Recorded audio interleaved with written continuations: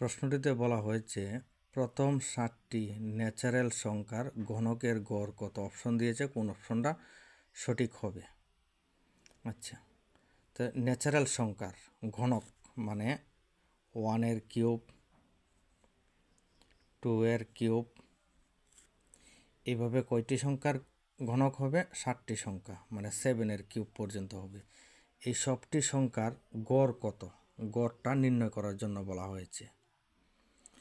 তো এটা বের করার একটা ফর্মুলা আছে। ফর্মুলাটা হচ্ছে n, তারপর ব্র্যাকেট n+1 ব্র্যাকেট ক্লোজ, নিচে হবে 2,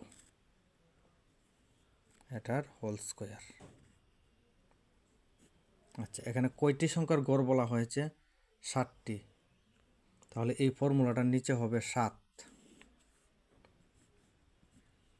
যদি এখানে 8টি ন্যাচারাল সংখ্যার গণকের গড় বলে তাহলে এই জায়গায় হবে 8। যদি 9টি বলে, 9টি ন্যাচারাল সংখ্যা বলে তাহলে এখানে হবে 9।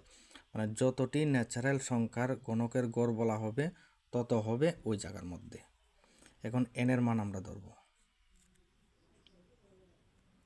n এর মান কত ধরব? তাহলে কয়টি ঘনকের গড় বলা হয়েছে? 7টি। তাহলে n এর জায়গায় হবে 7, এখানে হবে 7 ইন্টু, এই জায়গায় n এর মান 7, 7-এর সঙ্গে 1 যোগ করলে 8, তাহলে 7-এর সঙ্গে 1 যোগ করলে হবে 8, নিচে হবে 2,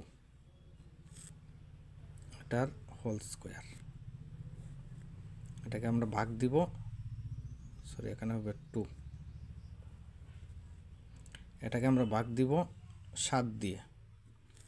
এখন 2 দিয়ে 8-এর যদি কাট করি তাহলে হবে 4,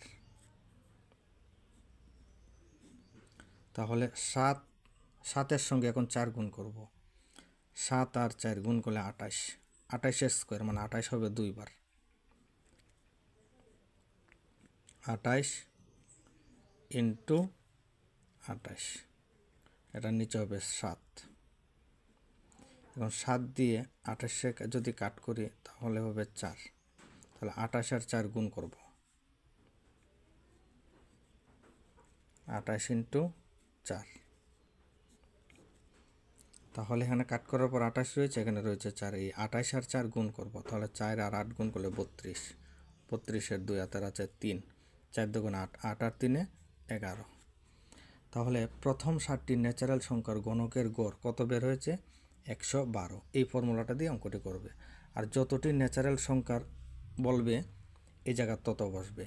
যদি 10টি বলে তাহলে এখানে 10 হবে, 9টি বললে এখানে 9 হবে, 5টি বললে এখানে হবে 5, আর এই জায়গাটা সেমই থাকবে কারণ এটা হচ্ছে ফর্মুলা।